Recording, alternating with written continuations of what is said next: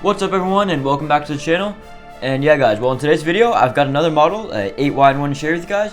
And yeah, it's my Mk4 Toyota Supra. More specifically, it's actually an updated version of, well, my really outdated old Supra Mach. So yeah, without further ado, let's get started.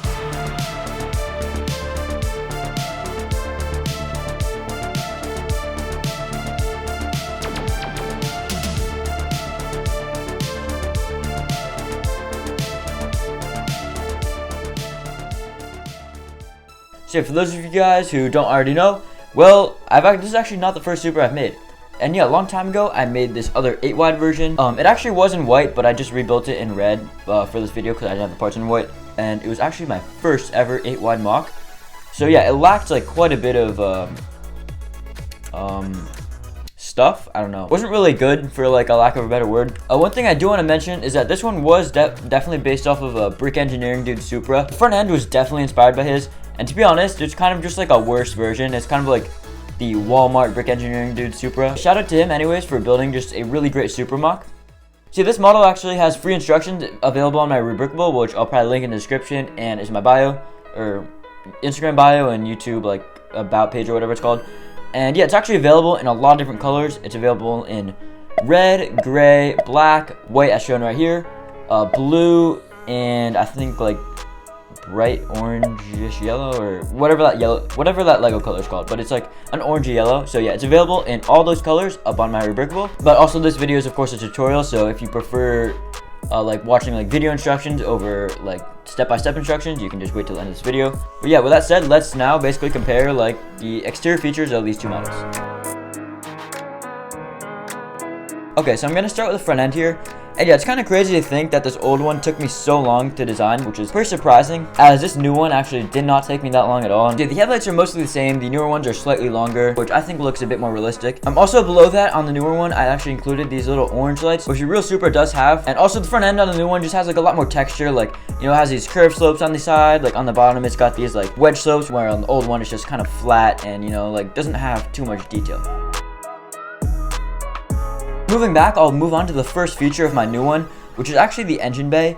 And yeah, this is probably one of my best engines yet actually. It's got this little blue valve cover and this turbo right here to mimic a 2JZ of course. My old one did actually have an engine. The way you got to it was by pressing this little like switch right here. It's a pretty cool feature, but honestly the reason I did that was because I couldn't fit a hinge for the hood. But now you can kind of compare the two engines. The new one isn't actually too much of an upgrade, but the new one of course has a more detailed turbo and a slightly more detailed front portion.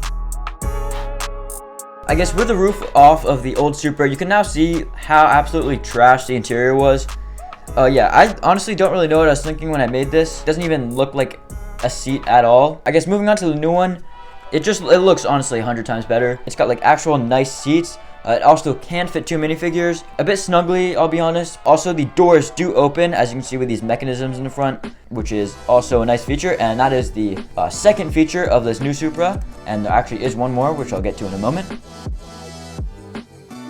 Moving on to the sides, well, it's actually pretty similar to be honest, and I kept most of the things from my old one because there's not really too many ways to do it, and I thought the old one looks like fairly good to be honest, so I just kept that. Behind that, you can see the rear section. This is another thing that is totally redesigned from the old one. The old one just used these basic like curved slope pieces, which, you know, it doesn't look too bad, and honestly you can probably put this onto this new one right here and it wouldn't look terrible. But I really wanted to make this model look kind of unique and stand out from like other people, because some other people would use this design. I have my own one. And this does bring me to my third opening feature on my updated Supra, which is the rear hatch. And this is probably one of my favorite features of this model. The real one had a hatch that opened almost identically to this one actually. Everything up to like even the wing like also being like lifted up with a hatch. And also it does have actually a little bit of space inside to, I guess, store stuff if you want to put like some belongings that your minifigures may have. On my old one, I used this like really basic wing. Honestly, it's really basic because my skills were kind of limited back then. But the new one actually has the stock Supra wing, which is a very like unique wing shape, at least like in Lego form to recreate. But yeah, I think I actually recreated this like really well to be honest.